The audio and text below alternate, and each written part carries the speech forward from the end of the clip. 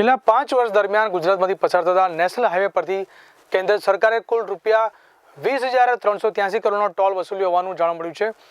જ્યારે આ જ સમયગાળા દરમિયાન રાજ્યમાં નેશનલ હાઈવેના વિકાસ અને જાળવણી માટે રૂપિયા 47,236 કરોડની ફાળવણી કરવામાં આવી હોવાનું કેન્દ્ર સરકારે જણાવ્યું છે। રાજ્યસભાના સાંસદ પરિમલ નથવાણી દ્વારા ગૃહમાં પૂછાયેલા પ્રશ્નના જવાબમાં કેન્દ્રીય રોડ ટ્રાન્સપોર્ટ અને હાઈવે મંત્રી નીતિન ગડકરીએ 11 માર્ચ 2026ના રોજ રાજ્યસભામાં આ માહિતી આપી હતી।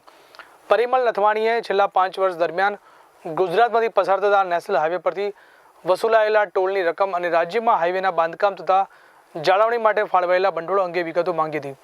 સાથે જ તેમણે રાજ્યના કેટલાક મહત્વના હાઈવે પ્રોજેક્ટ્સની કામગીરી ક્યારે પૂર્ણ થશે તે અંગે પણ માહિતી માંગી હતી। તેના જવાબમાં મંત્રીએ જણાવ્યું હતું કે નેશનલ હાઈવે 48 પર વાપી, સુરત અને સુરત ભરૂચ વચ્ચે 6 લેનિંગ કામ પૂર્ણ થઈ ગયું છે અને હાલ તેનું જાળવણી કાર્ય ચાલી રહ્યું છે। આ માર્ગ પર 16 પુલ અને ફ્લાયઓવર અથવા અંડરપાસના બાંધકામનું કામ ચાલુ છે, જે જાન્યુઆરી 2027 સુધીમાં પૂર્ણ કરવાની યોજના છે।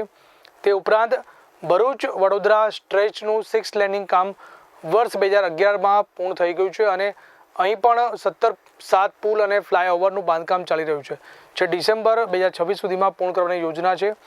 વડોદરા અમદાવાદ વચ્ચેનો માર્ગ પહેલાથી જ પૂર્ણ થઈ ગયો છે, જ્યારે શામળાજી મોટા ચિલોડા વચ્ચેનું બાકી રહેલું કામ જૂન 2026 સુધીમાં પૂર્ણ કરવાનો લક્ષ્યાંક રાખવામાં આવ્યો છે।